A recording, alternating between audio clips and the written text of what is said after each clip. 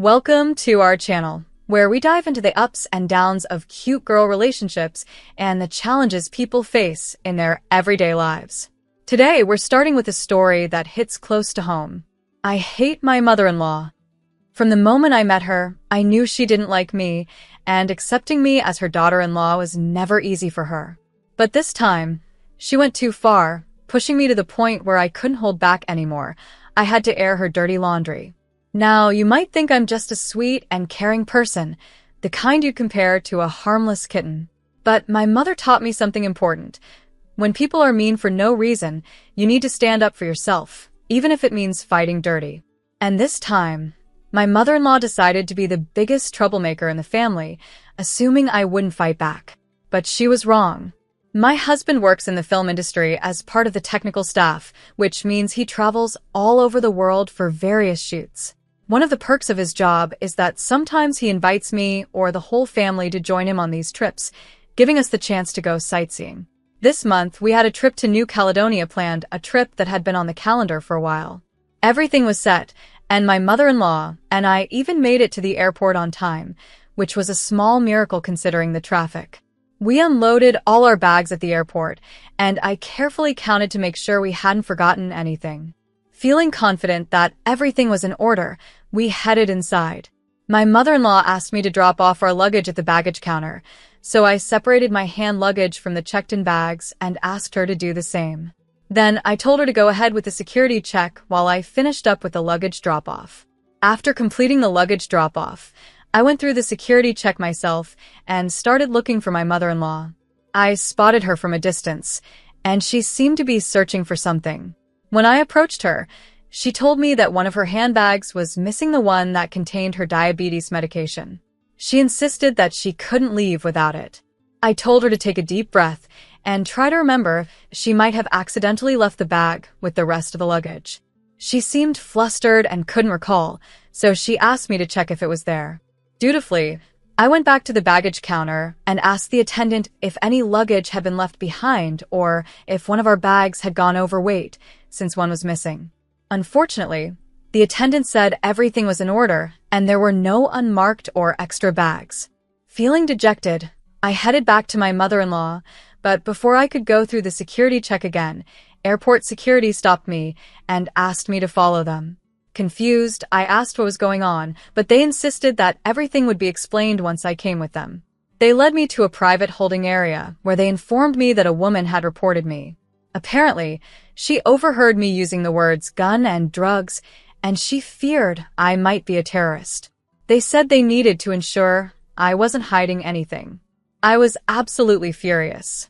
I hadn't made any such comments. I barely had time to check in before our flight. Then, a chilling thought crossed my mind. My mother-in-law. It suddenly hit me that she might be behind this. I told the officers I would fully cooperate with their investigation, confident that they would find nothing. After an exhausting 18 of questioning and searching, I was finally cleared. Once the ordeal was over, I showed the officer who had mentioned the woman's report a picture of my mother-in-law and asked if she was the one who reported me. When he confirmed it was her, a wave of rage surged through me. I walked out of there fuming with anger. This was the last straw. I had tolerated her slanders and toxic behavior for too long because I rarely saw her, but this time, she had gone too far. I couldn't just sit back and let her get away with it. It was time to teach her a lesson she would never forget. My first move was to expose her in her precious suburban neighborhood. She loved to show off and pretend she was something she wasn't, and I knew just how to shatter that illusion. I had been to few of the neighborhood parties when visiting with my husband, so I knew exactly how they all tried to outdo each other. My mother-in-law was no different, often passing off cheap bakery treats as creations from a famous chef. I decided it was time to reveal the truth and expose all her secrets. When I invited everyone over, I decided it was time to expose the truth. I revealed where the so-called gourmet sweets actually came from, a local bakery, not the high-end patisserie my mother-in-law had bragged about. I didn't stop there. I also exposed her imported English vase, which she claimed was a rare find from Australia, but was actually a mass-produced item available on Etsy. Watching her lies unravel and her reputation crumble in front of her friends brought me a sense of satisfaction. But I wasn't done yet. I had one more card to play. Since I was already at her house, I decided to wait for my father-in-law to return home. When he arrived, he was surprised to see me, knowing I was supposed to catch a flight back to Portland that day. He asked why I hadn't left, and I told him there was something important he needed to know. I shared with him that I had recently learned about my mother-in-law's affair with one of the assistant directors during our trip to the Bahamas. I explained that my husband had told me about it after hearing it from one of the set staff, who had caught them together in the prop room. My husband had wanted to keep it a secret, not wanting to be the one to cause trouble in their marriage. But after everything my mother-in-law had put me through, especially at the airport, I felt no such obligation. I wanted her to suffer the consequences of her actions. So, I laid everything out in front of my father-in-law, leaving nothing unsaid. The next day, I left her house, confident that her pretentious little life was about to fall apart. Despite the satisfaction of exposing her lies, I couldn't shake a nagging feeling that I might have gone too far. In my anger, I may have hurt my husband by revealing the truth about his mother's affair. I regretted that part a little, and I couldn't help but wonder, was I being the a-hole here? A week passed, and I found out that my mother-in-law had returned home.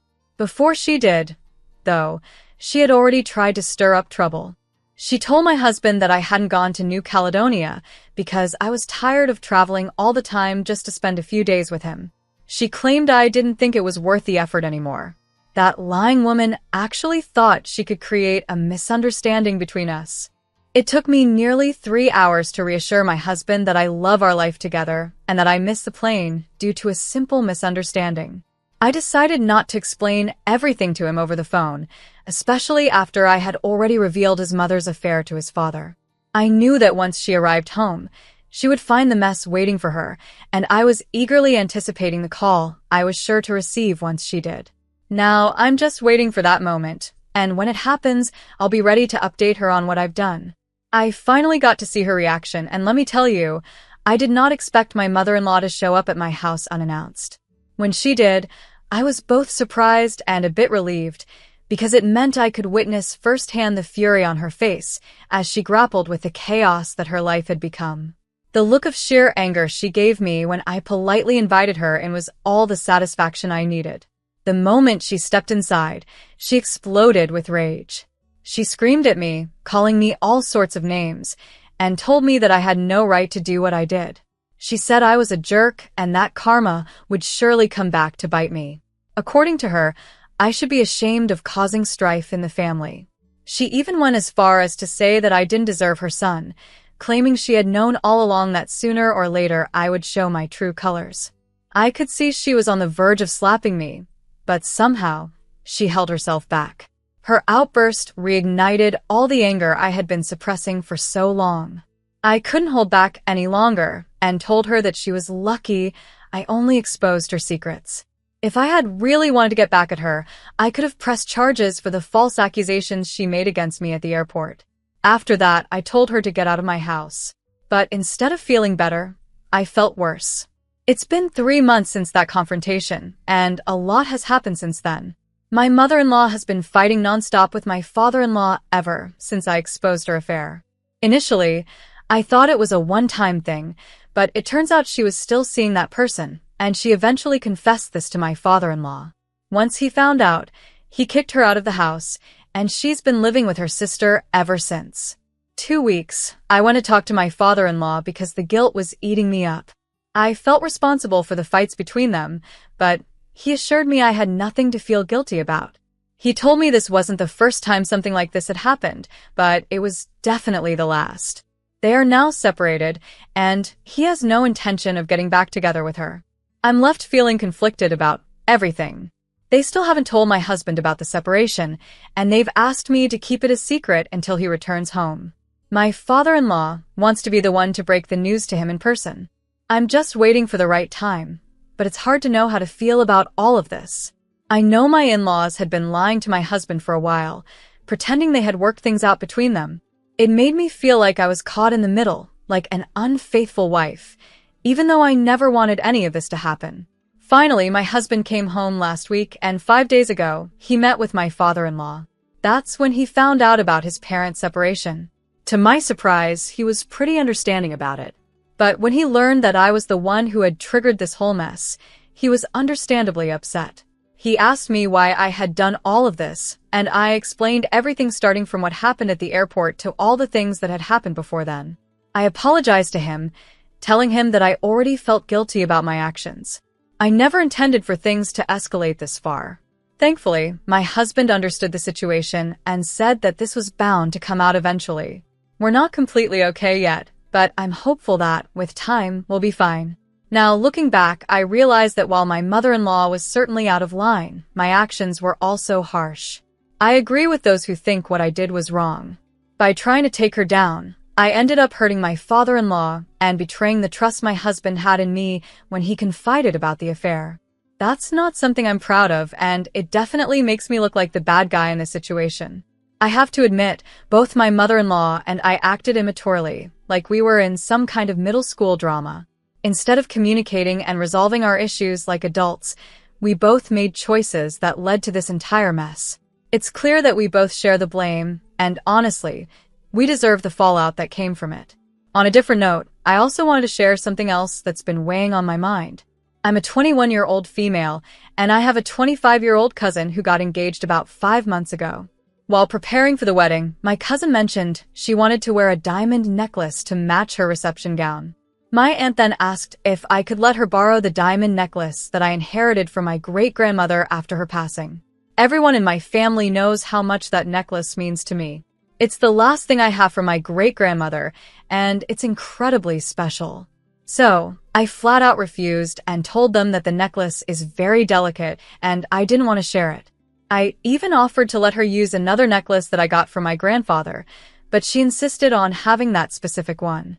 I had to be firm and strictly forbade anyone from touching that necklace. As much as I wanted to be accommodating, I couldn't risk something happening to the last piece I have from my great-grandmother. I thought I had made it very clear that the necklace was off limits, but on the day of the reception, I noticed my cousin wearing the exact same necklace. I was furious, but I chose not to make a scene. It was her wedding, after all, and I didn't want to ruin it for her. When I asked my mother about it, she told me that my father had tried to stop my cousin from borrowing the necklace, but she kept pestering him until he finally gave in. Even though I was angry, I couldn't really blame my dad. My cousin can be incredibly persistent and difficult to deal with.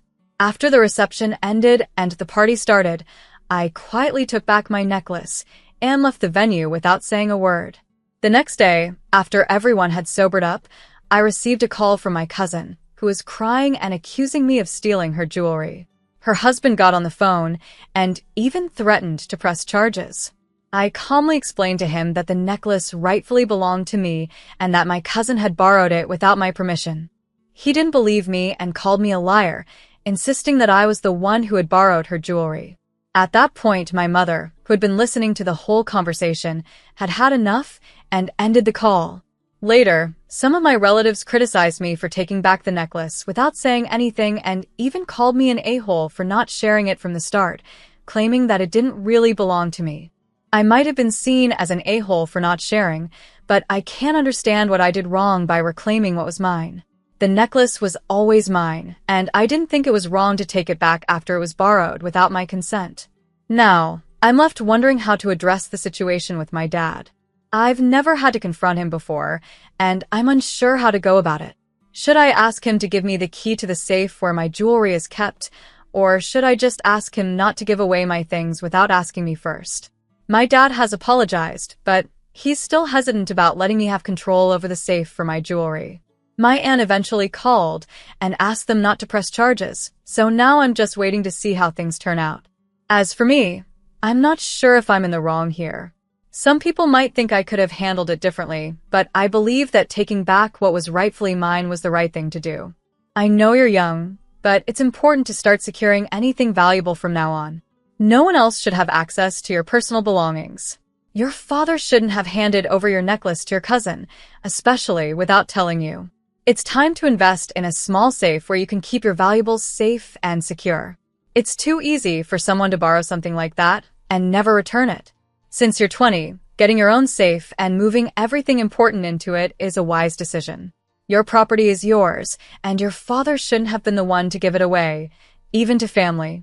You should also consider asking your father to call your cousin and her husband to make it clear that any attempt to press charges will be met with legal action, such as a cease and desist order. It sounds like your cousin may have been envious of your necklace all along and used her wedding as an excuse to take something she felt more entitled to than you. She's 7 years older, so she might have some feelings about it, but that doesn't justify what she did. Talk to your father, get your things back, and get your own safe. Clearly, he can't be trusted not to give in to pressure and loan out your belongings after you've already said no. On a different note, my sister, who is 24, has been living with me, 26-year-old female, for the past 3 years. I told her she could stay with me as long as she wanted, but she needed to follow my rules. One of the main rules is that she can't have men over. She can invite people in, but they can't stay overnight. I've been pretty lenient, honestly. She's had both male and female friends stay overnight without my permission, and I didn't say anything because I knew her friends and didn't think it was a big deal. But last week, she crossed the line by bringing a stranger into our home without my knowledge. I was home at the time, and she waited until she thought I was fully asleep before letting the man in. She probably thought I wouldn't notice and wouldn't get caught, but this morning I woke up really early and saw an extra pair of shoes that didn't belong to either of us. That's when I realized someone else was in the house. After the stranger left, I confronted my sister and told her that what she did was completely disrespectful and not okay. I warned her that if she ever does it again, she'll have to move out. My mom thinks I'm overreacting and should just let it slide because my sister is young and wants to enjoy her life. I don't want to be the strict, boring sister, but my sister and my mom both know how deeply shaken I was when someone tried to break into my home while I was alone. That experience left me feeling scared and vulnerable, and it's the main reason I'm so cautious about having strangers in my house. It's not just a small rule.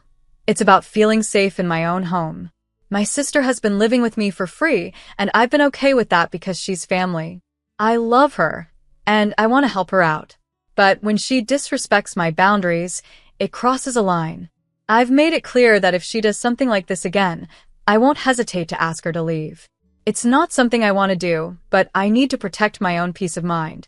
I really appreciate all the advice and honest feedback you all have given me. I guess I needed to hear it from others to really understand what I should do. My sister is my only sibling, and because of that, I've always felt a strong responsibility to take care of her. But now I realize that part of caring for her is also giving her some tough love when it's needed. After talking things over, we've decided that it's best for her to move back in with our mom. She does have a job, but she's gotten used to me paying for everything, and I see now that I've been enabling her behavior. This situation has taught me an important lesson. While she'll always be my family, she needs to grow up and learn to take care of herself. It's my house, and that means it's my rules. Sure, my sister is an adult, and she's entitled to have guests over. But it's just basic courtesy to let the other people in the house know when someone is coming over, especially when it's a stranger. Bringing strangers into our home without telling me isn't just inconsiderate, it's also unsafe. My sister knew exactly why I have this rule in place. She was fully aware of my past experience and how it's made me extra cautious. Yet, she still chose to break the rule. If our mom thinks it's not a big deal, then maybe my sister should move back in with her and see how long it takes before our mom gets upset when she brings strangers home. My sister is 24 years old, not 15. I've been more than generous by letting her live with me for free, even when she's broken some very basic rules of common courtesy. I have a very valid reason for not wanting strangers in my home, and if my mom and sister can't understand that, it's on them. I've decided that I need to stand firm. It's my house, and my rules should be respected. If my sister can't follow them, then she'll need to find a new place to live. There's no reason for me to feel bad about this situation. My mom and sister might be trying to make me feel guilty, but I've realized that I can't let them manipulate my feelings. I don't deserve that, and I'm not going to allow it to happen. If my mom really believes that my sister is just young and should be allowed to do whatever she wants, then she can take her in. The truth is, my sister's behavior is putting both of us in danger. We're 3 women living alone, and it's just not smart or safe to bring a strange man into our home, especially without my knowledge. And really, if she wanted to spend time with this guy, why didn't she go to his place? Maybe he doesn't have a place of his own, or maybe he's already living with someone else. Either way, my sister's refusal to take my rules seriously means she needs to find her own place. That way, she can invite people over whenever she wants, and I can have the peace of mind I need. In the end, I love my sister, and I want the best for her. But part of that means helping her understand the importance of respecting other people's boundaries. She needs to learn that her actions have consequences, and if she can't respect my rules, she'll have to face the reality of finding her own place to live.